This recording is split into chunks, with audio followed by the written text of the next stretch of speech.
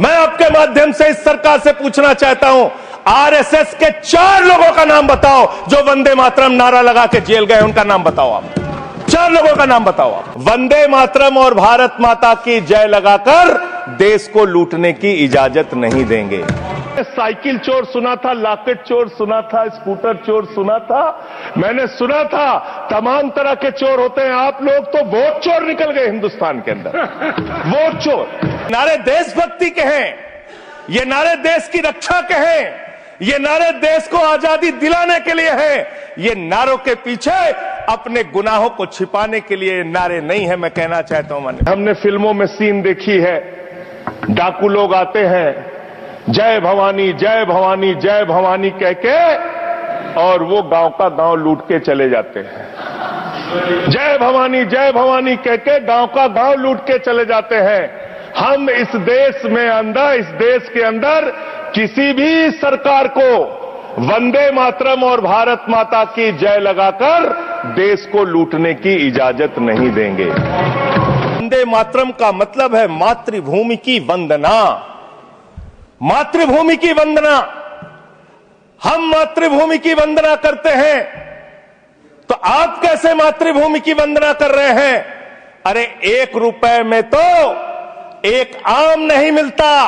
आपने 1 रुपए में अडानी को 1050 एकड़ जमीन और 10 लाख आम और लीची के पेड़ दे दिए। ये मातृभूमि की वंदना।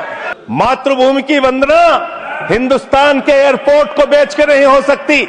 मातृभूमि की वंदना रेल को बेच के नहीं हो सकती, सेल को बेचकर नहीं हो सकती, समुद्री तटों को बेचकर नहीं हो सकती, कोयला और गैस को बेच के नहीं हो सकती, हिंदुस्तान की जमीनों को बेच के नहीं हो सकती। तुम लोग मातृभूमि को बेचने वाले लोग हो। आपने 52 साल तक हिंदुस्तान का तिरंगा झंडा आरएसएस के मुख्यालय पे नहीं फहराया सर। वंदे मातरम लगाएंगे, भारत माता की जय लगाएंगे, जय हिंद भी कहेंगे, राष्ट्रगान भी कहेंगे, वंदे मातरम भी गाएंगे, लेकिन देश के साथ गद्दारी और धोखेबाजी नहीं करने देंगे। वंदे मातरम सर, आपका बहुत बहुत आभार कि आपने वंदे मातरम जैसे महत्वपूर्ण विषय पर मुझे अपनी बात कहने का अवसर दिया। मान्यवर, मैं सोच रहा था कि वंदे मातरम के बारे में उसके 150 वर्ष पूरे होने पर यह चर्चा सरकार के द्वारा क्यों प्रायोजित कराई जा रही है। एक तो यह अच्छी बात है कि देशभक्ति की भावना का विकास सबके अंदर हो। वंदे मातरम के महत्व को सारे देश के लोग समझें, नौजवान समझे, किसान समझे, मजदूर समझे, पढ़ा लिखा समझे, गैर पढ़ा लिखा समझे। यह अच्छी पहल है, लेकिन मैं साथ ही साथ यह भी सोच रहा था, तो एक घटना मुझे याद आई मान्यवर। वो घटना थी उत्तर प्रदेश की। हमारे एक ऊर्जा मंत्री हैं, माननीय मंत्री जी AK शर्मा जी, उनके सामने व्यापारी लोग पहुंचे। उन्होंने कहा 21 घंटे से लाइट नहीं आ रही, 21 घंटे से लाइट नहीं आ रही, व्यापार बर्बाद हो रहा है, बच्चे रो रहे हैं, हमको गर्मी में बिजली दे दो। मंत्री जी ने कहा जय श्री राम, बजरंगबली की जय, और गाड़ी में बैठ के चले गए। मैं आपके माध्यम से सरकार से पूछना चाहता हूं, क्या भगवान श्री राम ने आपको कहा है कि आप नाकारे और निकम्मे हो जाइए और जनता को अंधेरे में रखिए, बिजली ना दीजिए? यह क्या भगवान श्री राम ने आपको कहा है? यह शिक्षा आपको भगवान श्री राम ने दी है? मान्यवर, मुझे वंदे मातरम आम आदमी पार्टी की रैलियों में, आम आदमी पार्टी की सभाओं में भारत माता की जय और वंदे मातरम जोर जोर से लगाए जाते हैं। किसी दिन लगाने का मन हो तो आ जाना हमारी पार्टी के कार्यक्रम में, आपसे ज्यादा तेजी के साथ वहां पर वंदे मातरम लगाएंगे। सदन में भी लगाना चाहते हो लगाओ। तो आप इन नारों के पीछे, ये नारे देशभक्ति के हैं, ये नारे देश की रक्षा के हैं, ये नारे देश को आजादी दिलाने के लिए हैं। ये नारों के पीछे अपने गुनाहों को छिपाने के लिए नारे नहीं है, मैं कहना चाहता हूं माननीय। और आप क्या कर रहे हैं? आप इन नारों के पीछे अपने गुनाहों और अपराध को छिपाना चाहते हैं। वंदे मातरम का मतलब क्या है? वंदे मातरम का मतलब है मातृभूमि की वंदना। मातृभूमि की वंदना। हम मातृभूमि की वंदना करते हैं, तो आप कैसे मातृभूमि की वंदना कर रहे हैं? अरे 1 रुपए में तो एक आम नहीं मिलता। आपने 1 रुपए में अडानी को 1050 एकड़ जमीन और 10 लाख आम और लीची के पेड़ दे दिए। ये मातृभूमि की वंदना, ये आपकी मातृभूमि की वंदना है। आप मातृभूमि को बेचकर मातृभूमि की वंदना कर रहे हैं। ये मातृभूमि की, आज वंदे मातरम पे ही बात करूंगा सर। मातृभूमि की वंदना, मातृभूमि की वंदना हिंदुस्तान के एयरपोर्ट को बेच के नहीं हो सकती। मातृभूमि की वंदना रेल को बेच के नहीं हो सकती, सेल को बेचकर नहीं हो सकती, समुद्री तटों को बेचकर नहीं हो सकती, कोयला और गैस को बेच के नहीं हो सकती, हिंदुस्तान की जमीनों को बेच के नहीं हो सकती। तुम लोग मातृभूमि को बेचने वाले लोग हो, तुम मातृभूमि की वंदना करने वाले लोग नहीं हो। मान्यवर, वंदे मातरम पे ही सुनिए। आज वंदे मातरम के अलावा कुछ बोलूंगा ही नहीं। मातृभूमि की वंदना, इस मातृभूमि की वंदना में जब यहां पे लीडर ऑफ द अपोजिशन बोल रहे थे, मान्यवर, honourable I am not yielding sir, I am not yielding sir, sir I am not yielding sir, I am not yielding sir. जब लीडर ऑफ अपोजिशन बोल रहे थे, ऑथेंटिकेट इट प्लीज देन। जब leader, sir I am not yielding, sir I am not yielding. जब यहां पे leader of opposition बोल रहे थे, नो पॉइंट ऑफ ऑर्डर, खड़गे साहब, उनके मुंह से नो पॉइंट ऑफ ऑर्डर, दलित शब्द निकल गया, दलित शब्द निकल गया। पूरी की पूरी भारतीय जनता पार्टी हाउस में खड़े होकर विरोध करने लगी। दलितों से इतना चिढ़ है आपको? क्या दलित भारत माता के बच्चे नहीं? क्या पिछड़े भारत माता के बच्चे नहीं? क्या आदिवासी भारत माता के बच्चे नहीं? अगर दलितों, पिछड़ों, आदिवासियों की बात होगी तो आप विरोध करोगे। आप विरोध करोगे। You are not on the topic. LOH. Just hold a minute. LOH. Sir, 2 बातें हैं। Please. LOH is on its legs. LOH is on its legs. Sir, 2 बातें हैं। एक तो हम चाहते हैं कि डिबेट, हेल्दी डिबेट हो, तर्कों के साथ हो। अभी इन्होंने आरोप लगा दिया कि दलितों पर बीजेपी वाले एकदम हल्ला करने लगे। ऑन रिकॉर्ड है, मैंने कहा है दलित के विषय में कि ये हमारे पूज्य हैं, हमारे भाई हैं। ये ऑन रिकॉर्ड है।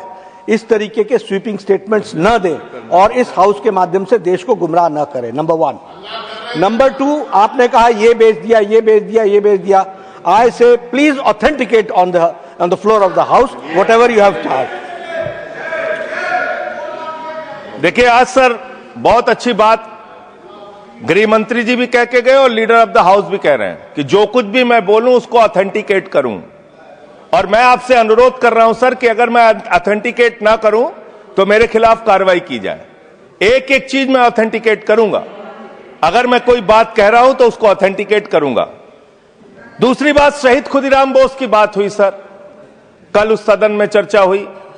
हिंदुस्तान के सबसे युवा क्रांतिकारी जिन्होंने फांसी के फंदे को चूमा, वंदे मातरम का नारा लगाया, शहीद खुदीराम बोस, शहीद रोशन सिंह, शहीद राजेंद्र लहड़ी, शहीद अशफाक उल्ला, शहीद राम प्रसाद बिस्मिल, शहीद प्रफुल्ल चाकी, हिंदुस्तान के तमाम क्रांतिकारियों ने जब फांसी के फंदे को चूमा, शहीद आजम भगत सिंह, शहीद सुखदेव, शहीद राजगुरु, सबने वंदे मातरम का नारा लगाया।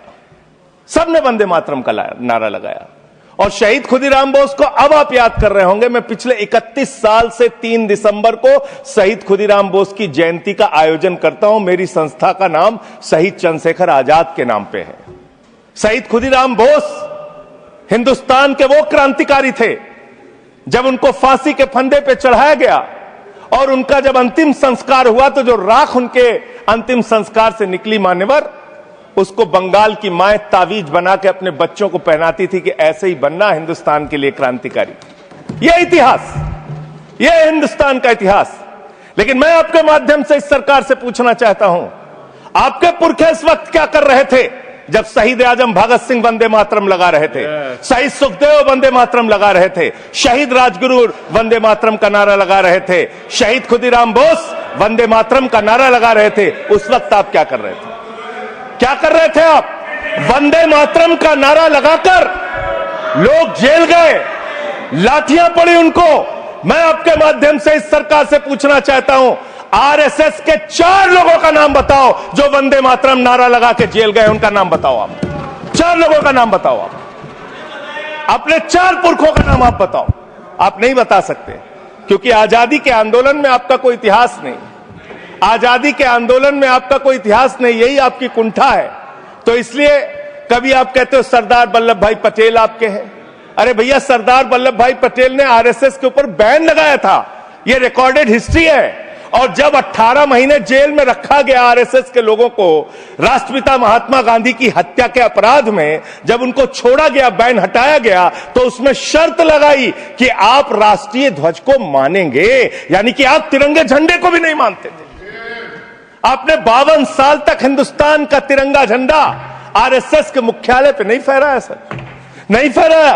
और 3 लोगों ने आरएसएस के मुख्यालय पर जब ये झंडा फहराया, उन तीनों के नाम मैं पढ़ रहा हूं, विजय, उन्मत, दिलीप, इन तीनों लोगों के खिलाफ आरएसएस ने एफआईआर दर्ज कराई। किस अपराध में? कि हमारे दफ्तर में तिरंगा क्यों फहरा दिया। और कितने साल तक मुकदमा लड़े? 13 साल तक मुकदमा लड़े। यह है आपकी असलियत। आप तिरंगे का विरोध करते हैं, भारत के राष्ट्रीय ध्वज का विरोध करते हैं। जो लोग तिरंगे और राष्ट्रीय ध्वज का विरोध कर सकते हैं वो भारत माता के सच्चे सपूत नहीं है, वो नहीं है हमारे निगाह में। और मैं आपको बताता हूं सर,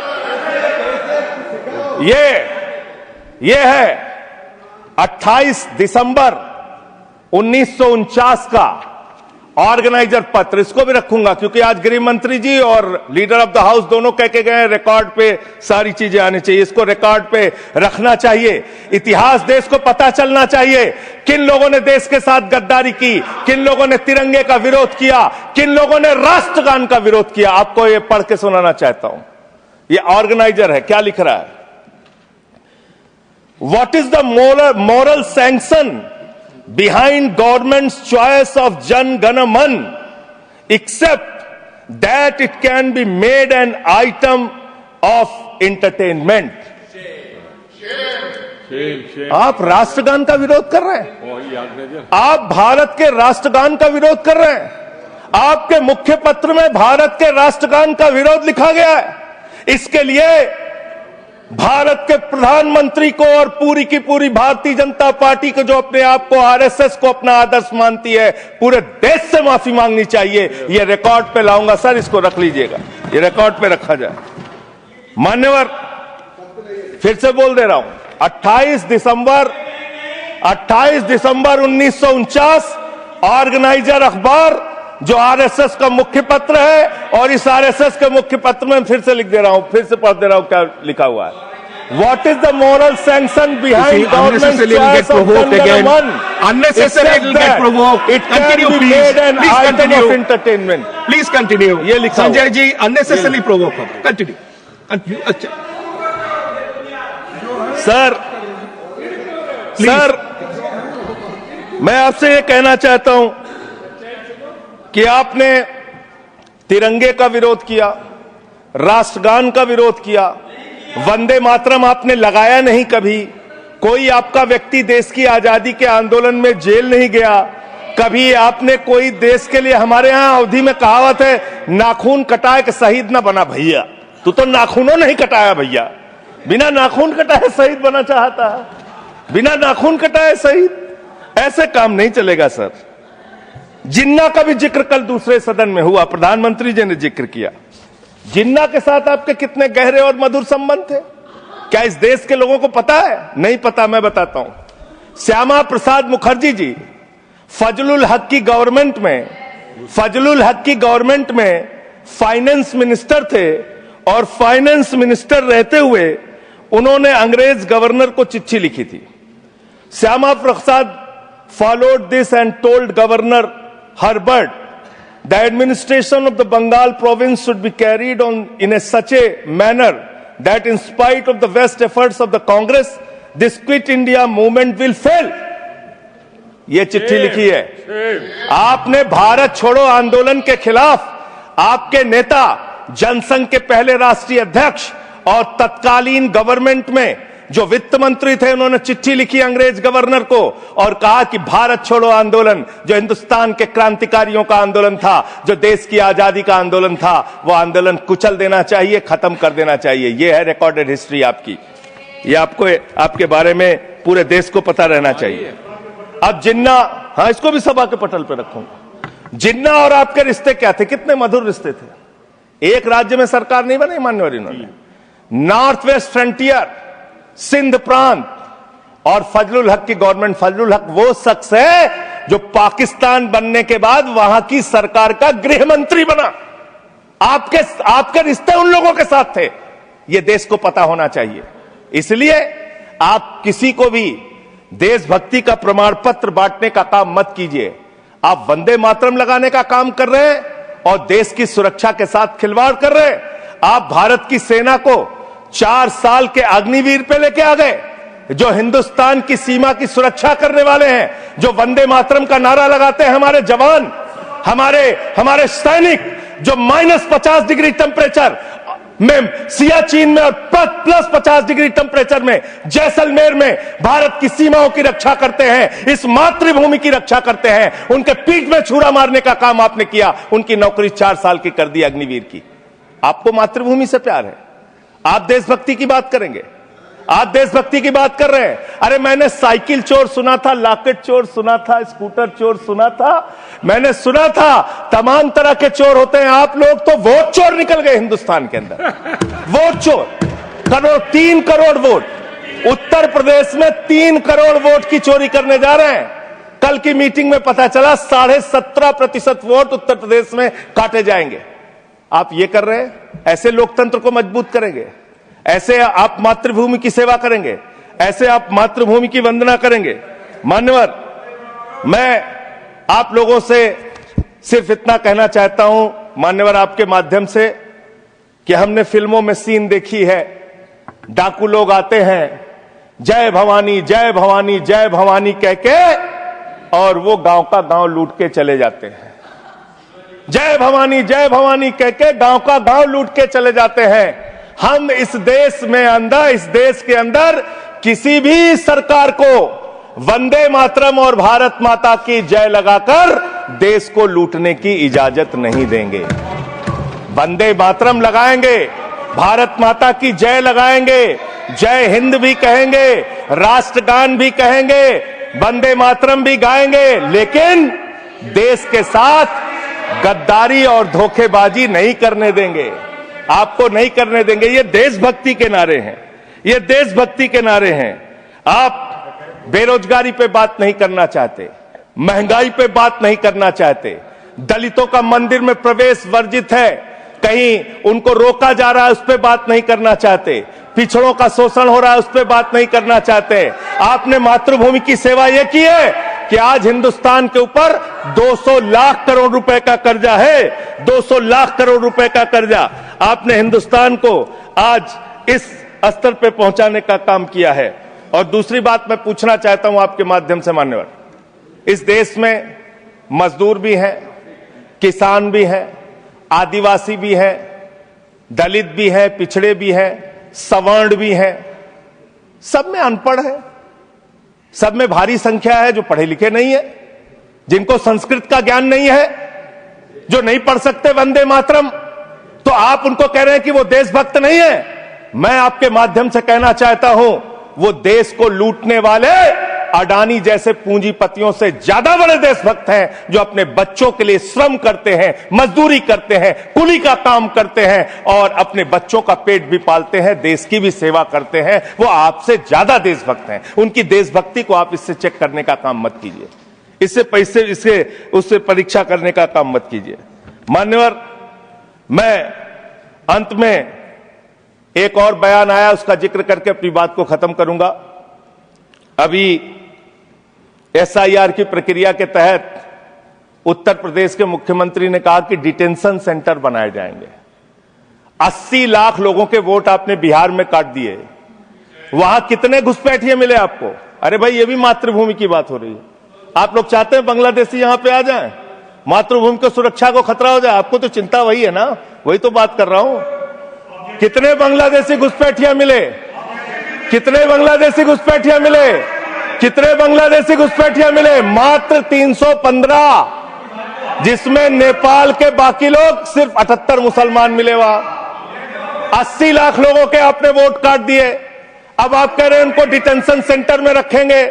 उनको डिटेंशन सेंटर में आप रखेंगे जो हिंदू हैं, जिनके जो पूर्व आईएएस हैं। आप इस देश का सिर्फ माहौल बिगाड़ना चाहते हैं। आप इस देश को सिर्फ नकली नारों के पीछे सिर्फ आप अपने आप को छिपाना चाहते हैं। वंदे मातरम देशभक्ति का नारा है, भारत माता की जय देशभक्ति का। हां, दिल्ली में तो काटोगे ही आप, ठीक ही कह रहे हो, पहले से ही नियत बता दिया। दिल्ली की हालत तो कर दी आपने। अरे इसमें क्या लिखा हुआ है? इसमें क्या लिखा हुआ है? सुजलाम सुफलाम, सुजलाम सुफलाम, शुद्ध जल शुद्ध फल और मधुर वाणी। मधुर वाणी, मधुर वाणी कौन बोल रहा है? देश के प्रधानमंत्री मधुर वाणी बोल रहे हैं। मुजरा जैसे शब्दों, अरे भाई, इसी वंदे मातरम की सेकंड्स रह गए सर, वंदे मातरम की तो बात कर रहा हूं। हमारे पास और टाइम है सर, टाइम है सर। सर मधुर वाणी, मधुर वाणी, मधुर वाणी। सर जहरीली हवा और जहरीला पानी दिल्ली में दे रहे हैं।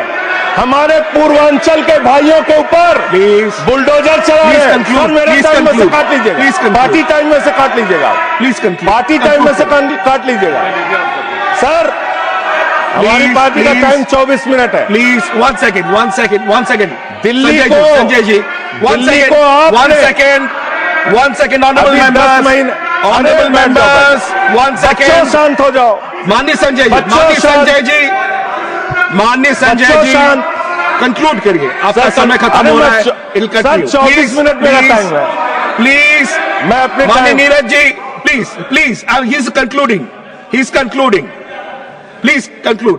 10 सेकेंड सर, प्लीज कंक्लूड। आपका समय समाप्त हो गया। सर मेरी पार्टी का समय 24 मिनट है। ठीक है, मेरी पार्टी का समय 24 मिनट है। और कोई स्पीकर नहीं है आपके? स्पीकर एक और है, उनमें से आप काट लीजिएगा समय। मैं कह रहा हूं ना, हाँ, ये हमारा अधिकार है, पार्टी का अधिकार है। तो मान्यवर, 10 महीने में आपने दिल्ली की वो हालत कर दी। जहरीली हवा यहां पर आने लगी। दिल्ली को आपने दुनिया का सबसे प्रदूषित शहर बना दिया। बच्चों शांत हो जाओ, बच्चों शांत, बच्चों हल्ला मत करो, शांत हो जाओ। अरे मैं एक मुख्यमंत्री इन्होंने बनाया है, कंक्लूड करिए सर। एक मुख्यमंत्री बनाया इन्होंने, प्लीज, खत्म कर रहा हूं, प्लीज। एक मुख्यमंत्री बनाया है जिसको ये नहीं मालूम कि AQI होता क्या है। कंक्लूड करिए। वो टेम्परेचर बता रही है, ये हालत है। तो इसलिए मैं अंत में इन्हीं लाइनों के साथ कि पहले ये तय करो कि वफादार कौन है। ये वक्त तय करेगा कि गद्दार कौन है। ये वक्त तय करेगा कि गद्दार कौन है। पहले ये तय करो कि वफादार कौन है। ये वक्त तय करेगा कि गद्दार कौन है। वंदे वंदे थैंक यू, वंदे वंदे वंदे वंदे वंदे वंदे। कोई बीजेपी वाला वंदे मातरम नहीं लगाया सर। Thank you.